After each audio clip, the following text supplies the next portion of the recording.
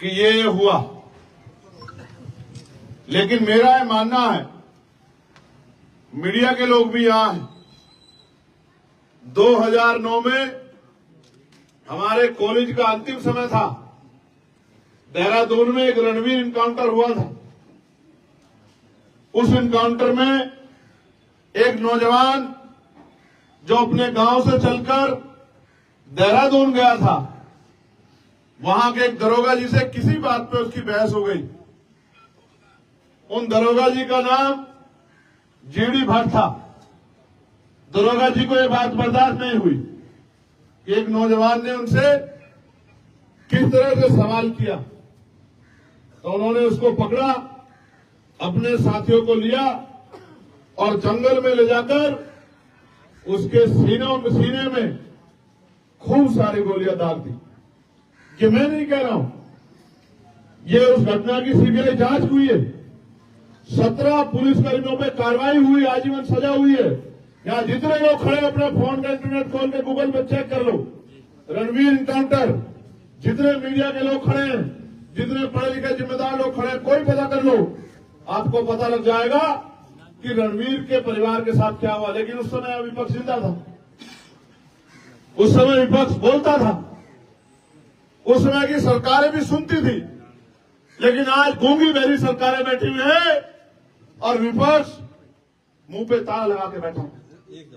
21 MLA मिलकर एक FIR नहीं करवा पाए। ये दिया है उत्तराखंड को आप लोगों ने। मैं आपको विश्वास दिला कहता हूं, हम लोग यहां के अधिकारियों से अभी बात करेंगे और नेता के तौर पे, मेरी बाजू के तौर पे अमरीश कपिल और महक सिंह जी और भीम आर्मी आजाद समाज पार्टी के नौजवान, और मेरे सहयोग के रूप में कानपुर के मेरे भाई, बहुत ही शानदार विधायक यहां आपके बीच में मौजूद है। मैं आपको विश्वास दिलाता हूं, क्या आपको हमारे बल पे शक है? नहीं। बताओ, क्या आपको हमारे बल पे शक है? नहीं। मैं आपको विश्वास दिलाता हूं, मेरी ये मांग है कि रणवीर इनकाउंटर की तरह इस घटना की भी सीबीआई जांच होनी चाहिए। होनी चाहिए, बताओ। क्योंकि हो सकता है पुलिस अपनी जगह सही, और हो सकता है परिवार की एक बात कही वो बिल्कुल सच है, लेकिन साबित कैसे होगा? जब रणवीर इनकाउंटर में पुलिस ने एड़ी चोटी का जोर लगा के साबित करने का काम किया कि रणवीर अपराधी था, उसके ऊपर झूठे इल्जाम लगाए कि वो यहां अपहरण करने, फिरौती मांगने, लूट करने आया था, तो तब मामला दोनों पक्षों में जब विवाद हो गया तो उनसे ऊपर जाना पड़ा। अगर वास्तविकता में यहां की सरकार न्याय पसंद है, वो वास्तविकता में अगर न्याय दिलाना चाहती है और इस घटना के पीछे कोई आरोप प्रत्यारोप नहीं है, तो सरकार को आगे बढ़कर इसकी जांच करानी चाहिए। अगर मेरे विपक्ष के सम्मानित विधायक जिस दिन मुख्यमंत्री से मिले थे, उसी दिन वहीं बैठ जाते और कह देते जब तक एफआईआर नहीं होगी, एफआईआर से फांसी नहीं चल रहा था कोई, एफआईआर होती, उसकी जांच होती, और जांच में जो दोषी पाया जाता उस पर कार्रवाई हो। हम ऐसी मांग करते, हमें नहीं कहते किसी को सजा दे दो, और हम है भी नहीं सजा देने वाले। हमारा तो ईमान, हमारा तो भरोसा कुदरत पे, ऊपर वाले पे है कि जुल्म करने वाला कभी नहीं बचेगा, जुल्म करने वाले को कोई नहीं बचा सकता। जो सत्ता में बैठे लोग हैं, जिनको लगता है कि वो मालिक है, जिस पुलिस को, जिनकी पीठ थपथपाई जा रही है, ये कहा जा रहा है कि वो पुलिस बहुत अच्छी पुलिस है, सब जानते हैं पुलिस किसकी होती है, पुलिस सरकार की होती है। आज जो सरकार है पुलिस उसकी है, कल अगर हम लोग सरकार में होंगे तो पुलिस हमारी होगी। मगर हम न्याय पसंद लोग हैं, हम किसी के बच्चे को मारने की जाए जो है पुलिस को न आज देते न तब देंगे, क्योंकि हम ये चाहते हैं हर आदमी की जिंदगी महत्वपूर्ण, हर आदमी की जिंदगी जो है उसकी रखवाली होनी चाहिए। लेकिन यहाँ की सरकार एंडो में काम करती है। वसीम एक इतना सुंदर नौजवान, मुझे ये भी बताया गया कि कुछ पुलिस वालों से उसका विवाद हुआ, जो जिम की दुकान, जिम चलाता था अपनी, जो एसी ठीक करने का काम करता था, अपने पिता की आंखों का तारा था, उसकी मां बार बार बेहोश हो जाती, मैं बात कर रहा था। अगर मेरे हाथ में बहुत ताकत होती उमेश भाई, तो विश्वास करो आज मैं पूरे जिले को सस्पेंड करके और इन सबको बता देता कि किस तरह से जो है काम। ये ताकत मिलेगी भाई आपको, ये ताकत मैं सच बता रहा हूं, पूरे जिले को सस्पेंड कर देता हूं। ये ताकत मिलेगी भाई को या नहीं मिलेगी? मिलेगी। बात है, हाथ उठा के बताओ कितने लोग साथ में हैं संघर्ष में? मुझे आपका सहयोग आशीर्वाद चाहिए। ताकत तो उसने जिसने पैदा किया ऊपर वाले ने बहुत देर की। जब तक जिएंगे इज्जत के साथ जिएंगे, संघर्ष करेंगे। लेकिन मैं आपसे कह रहा हूं, सच में अगर आप ताकत में होती, क्या तो मैं उस कुर्सी को लात मार देता या फिर आज इस पूरे जिले को बता देता कि किसी गरीब के बच्चे को किस तरह जो मारा जाता। जिंदगी में पूरे भारत के इतिहास में याद रखा जाता कि दोबारा किसी के गरीब के साथ ऐसा मत करना। लेकिन मैं आज भी आपसे कहना चाहता हूं, मैंने विधायक जी से भी कहा, वो तो खुद से संघर्ष के लिए तैयार है कि जिस समय विधानसभा का सत्र चलेगा वो जोर शोर से इस मामले को उठाएं। और मैं वचन देकर कहता हूं आपको कि पार्लियामेंट में सरकार ये ना समझे कि वही मालिक है, पुलिस ये ना समझे कि वही सब कुछ है, एडमिनिस्ट्रेशन ये ना समझे कि अगर वो ताकत में है, कुर्सी पर बैठे हैं तो उनका कोई कुछ बिगाड़ नहीं सकता। इस देश में न्यायपालिका है, इस देश में हम जैसे लोग हैं, हम जैसे लड़ाका लड़ने वाले संघर्षशील लोग हैं। मैं वचन दे कहता हूं कि पार्लियामेंट में इस मामले को जोर शोर से उठाऊंगा और जहां तक जाना पड़ेगा वसीम भाई को न्याय दिलाने के लिए और मैं ये भी कहना चाहता हूं, जो अधिकारी कमरे का कुंडा बंद करके बैठे हैं, फोन बंद करके बैठे हैं, उनको भी कहना चाहता है, LIU इंटेलिजेंस के लोग होंगे, हमारे पुलिस के सहयोगी साथी जो है सुरक्षा देख रहे हैं वो भी है, कि मैं अध्यक्ष जी से कहूंगा कि हरियाणा चुनाव की वोट 4 तारीख को 3 तारीख को पड़ रही, आप 4 तारीख का आंदोलन रख लो, मुझे कोई काम नहीं है। मैं वहां भी ताकत इसलिए बनाना चाहता हूं क्योंकि वहां भी हमारे लोगों पे जुल्म हो रहा है। 3 तारीख को वोट पड़ेंगे, अध्यक्ष जी आप 4 तारीख का कार्यक्रम रख लो और हम देश भर के लोग यहां जुटेंगे, जिला मुख्यालय पर आंदोलन होगा, अनिश्चितकालीन आंदोलन होगा, ऐसा आंदोलन होगा कि आंदोलन तो हरिद्वार में होगा और पता पूरी दुनिया के लोगों को लगेगा। मेरी बात को आप याद रखना, हरिद्वार हमारी शक्ति को जानता नहीं जानता है। हम संविधान को मानने वाले लोग हैं, हम नहीं कहते किसी निर्दोष पे कार्रवाई करो। मेरी पुलिस से मांग है कि सबसे पहले कई ऐसी घटनाएं हैं, उत्तर प्रदेश में कई ऐसी घटनाएं हुई हैं, उत्तराखंड में भी कई ऐसी घटनाएं हुई हैं, मध्य प्रदेश राजस्थान में भी जहां पुलिस के लोगों द्वारा अपराध हुआ है। अपराधी को बचाने का मतलब है अपराध को संरक्षण देना। आज एक वसीम के साथ हुआ, अगर हम लोग चुप रहे, कल किसी और वसीम के साथ होगा, कल किसी और महक सिंह के साथ होगा, कल किसी और अमरीश के साथ होगा, कल किसी और उमेश के साथ होगा। आपने नहीं देखा एक ब्राह्मण समाज के बच्चे को ही गोली मार दी गई, यही आरोप लगा के उसके पिता रोते हुए कह रहे थे कि मेरी आंखों के आंसू का हिसाब होगा, ऊपर वाला हिसाब करेगा। मैं ये कहता हूं कि ऊपर वाला भी हिसाब करेगा और नीचे जो हम जैसे लोग हैं वो भी हिसाब के लिए तैयार है। हम भी हिसाब किताब में पीछे नहीं है किसी से।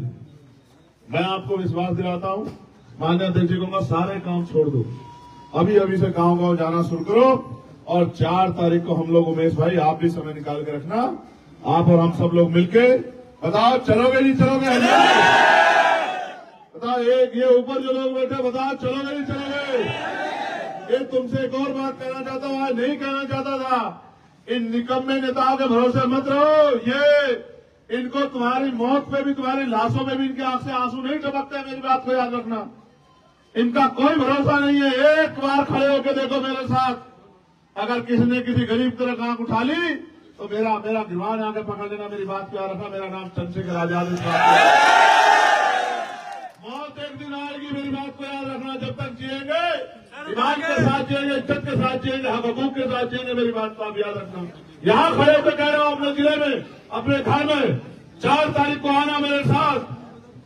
अगर ये नहीं बताया आंदोलन किसे कहता है, अनिश्चितकालीन होगा। सरकार अगर गोली चलाने का था, मैं तो हमारे सीने पर चलाना तुम गोली चलाने की बात, तुम हमारे लोगों को मारोगे और अब चुप होकर बैठ जाएंगे, नहीं बैठेंगे। हमारा सीना रहेगा, आगे चलाना गोली, हम देखेंगे तुम्हारे कितना पीतल है तुम्हारी बंदूकों में। डरते गोलियों से, मौत एक दिन आएगी, चेहरे भी देखेंगे तुम्हारी, लेकिन तुम्हें कह रहा हूं खड़े हो जाओ। तुम्हारी चुप्पी एक दिन इस अन्याय को इतना मजबूत कर देगी कि तुम्हें सालों से डर लगने लग जाएगा। मेरी बात को याद रखना, ये मुल्क हमारा है। अभी वक्त पे आप लोगों ने देखा क्या हालात बने हुए। मैं आपको विश्वास दिलाता हूं, आप अपनी लड़ाई लड़ेंगे, लेकिन सरकार की मंशा में मुझे शक है, क्योंकि सरकार ने हमेशा मजलूमों को, कमजोरों को उनके कानून बना के उनको डराने का, उनको कमजोर करने का काम किया है। मैं आपको विश्वास दिला कहता हूं कि वक्त पे भी अगर सरकार इस नियत से काम करेगी कि मुसलमानों की जमीनों को लूट ले, उनके अधिकारों को लूट ले, उनकी संपत्ति को लूट ले, तो मैं विश्वास दिला कहता हूं पार्लियामेंट में भी आप पता करा लेना। एडी चोटी का जोड़ लगा के हमने विरोध किया था जिस दिन वक्त पे ये बिल लेके आई थी। और हम विरोध ऐसे नहीं करते हैं, अब पढ़े लिखे लोग हैं, हवा में नहीं करते विरोध, हमें जवाब देना है जनता के बीच जाके। मैं आपको विश्वास दिलाता हूं जब वक्त का मामला हो, और फिर कह रहा हूं हम इंसान हैं, ना जाति ना धर्म। अगर किसी के साथ में अन्याय होगा तो हम लोग चुप नहीं रहेंगे, बिल्कुल नहीं चुप रहेंगे। मैं यहां उपस्थित साथियों से कहता हूं, बराबर के प्रदेश के लोगों से कहता हूं, यूपी वालों से, उत्तराखंड के लोगों से कहता हूं, और मैं अपील करूंगा कि 4 तारीख का जो आंदोलन होगा वो इतना ऐतिहासिक होगा कि आंदोलन तो हरिद्वार में होगा, लेकिन देहरादून में बैठे मुख्यमंत्री जी, हमारे अधिकारी, वो भी चैन से नहीं सोएंगे। इस बात का भी मैं आपको विश्वास, लेकिन याद रखना 4 का जुम्मा, 4 का जुम्मा वहीं पढ़ लेंगे नमाज सब लोग। क्या हो गया?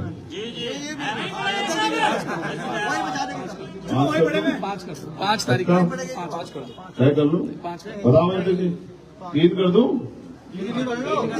3 कर देता हूं, छोड़ दो। 4 को क्यों चक्कर में पड़ रहे हो? 3 तारीख 3 ठीक है? ये 3 मेरा बहुत अच्छा दिन है, वहां है ना हरियाणा में। मेरे 3 का ठीक है, ठीक है 3 का।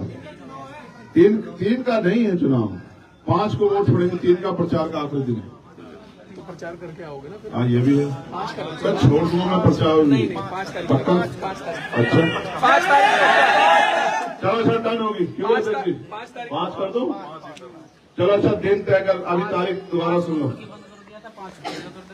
5 को इन्होंने पिछली बार रुड़की में किया था, और इस बार 5 को होगा हरिद्वार। और जितने लोग यहाँ खड़े हैं ऐसे ऐसे मुट्ठी बंद करो, ऐसे वादा करो मुझसे कि एक आदमी 10 लोग लेके आएगा। आओगे नहीं आओगे? पक्का? सोच लो, जेल जाना पड़ सकता है, लाठियां खानी पड़ सकती है, सोच लो। इस हौसले के आगे तो पहाड़ झुक जाएगा मेरे बहादुर साथियों। अभी हौसले की वो कहते हैं ना कि संघर्षों के साय में घनघोर जवानी पलती है, और इतिहास उधर झुक जाता है जिस और जवानी चलती है। ये जवानी और बड़ों का अनुभव 5 तारीख को इनकलाब लिखा, नोट कर लो डायरियों में। क्या तारीख? दिन है शनिवार, और संडे की छुट्टी बनेगी भाई।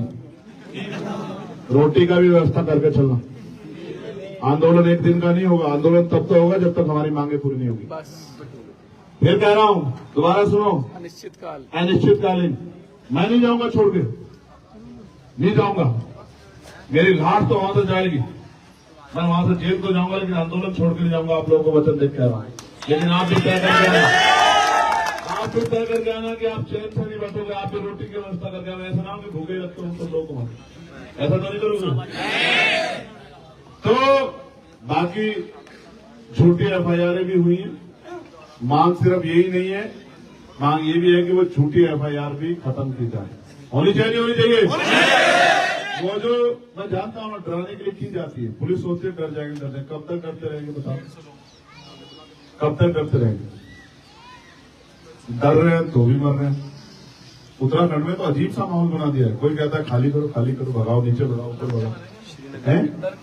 हाँ। देखो पहले ये महाराष्ट्र में होता था, भगाओ भगाओ भगाओ, मारो। अब ये उत्तराखंड में ये प्रैक्टिकल हो रहा है।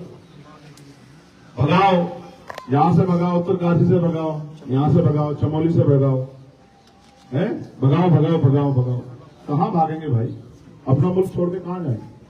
कहीं नहीं भागेंगे। मरना है तो अपने मुल्क में मरेंगे, डर कर नहीं लड़कर मरेंगे। अगर मरना ही है तो शहादत देनी तो देंगे। हमारे बड़ों ने दिए ना आजादी के लिए, दिए नहीं दिए? इंडिया गेट जाके देखो ना, देखो 52,000 लोगों के नाम मिलेंगे नहीं मिलेंगे, जाके देखो तो नहीं। हम नहीं जाएंगे अपने मुल्क को छोड़ के। हम सदियों से सहते हैं, सहेंगे, लड़ेंगे, हक की आवाज उठाएंगे। आप सब लोग यहाँ आए, इनका भरोसा, हिम्मत आपने बढ़ाई। ये वसीम के वालिद साहब है, पिता है। वो जो देश का तिरंगा वहां लहर रहा है ना, उस तिरंगे को मैं सलाम करते हुए कहता हूं कि आप अपने आप को अकेला मत समझो। इतने वसीम है आपके, देखो बताओ इनके वसीम हो या नहीं हो, बताओ। ये सब आपके वसीम है और मेरा जीवन भर का रिश्ता रहेगा इस घर से। जब जब इस घर को मेरी जरूरत पड़ेगी, बिना बुलाए आऊंगा। अपने आप को अकेला मत समझो, ठीक है? मगर अब आपसे आग्रह है कि आंखों में आंसू मत लाना। आपकी आंसू में मेरी हिम्मत तोड़ता ना, हिम्मत करो, सब करो। हम सब लोग प्रार्थना भी करते हैं, दुआ भी, कि आप लोग जो हैं, आप लोग सब करो, ठीक है? आप सब लोग यहाँ पहुंचे। यहाँ तो मेरी लोकसभा के लोग भी चले आए, मैं विधायक जी को बता रहा था। अभी उधर सरदार साहब को, जावेद साहब को मैंने देखा, उधर ये खड़े थे, इरफान भाई और सब लोग। और भाई यहाँ तक आगे मैं तो देख रहा था कि ये इनका मेरे बगैर जी नहीं लगता। जबकि मैंने तो कल का प्रोग्राम बना लिया कि भाई एक दिन कोशिश करके चुनाव छोड़ के जाके वहां जो है रह के आता हूँ, ठीक है? तुम लोग मुझे मिल लेना अभी, क्योंकि मुझे अभी मेरे 2-3 कार्यक्रम में निकलूंगा, ठीक है? बहुत बहुत जितने साथी हैं भीम आर्मी के, ये एक हमारा वो नौजवान कहाँ है, ये कहाँ है, वे इसका क्या नाम है, ये वो जो मोबाइल शॉप चलाता है, परवेज कहाँ है ये, और ये वसीम, तमाम साथी हमारे, मेहनत करो, मेहनत करो। ये जो हमारे सब लोग, मोहनलाल, तमाम साथी हमारे, नेता के साहब, सब लोग, संदीप भाई, सब लोग मेहनत करो। सुमित, मेहनत करो, मेहनत से ही काम बनेगा, ठीक है? अब थोड़ा पीछे हो जाए, मीडिया के लोगों से बात करके अपनी बात उधर पहुंचे। जमाल जमाल करेंगे, जमाल और राजू साहब।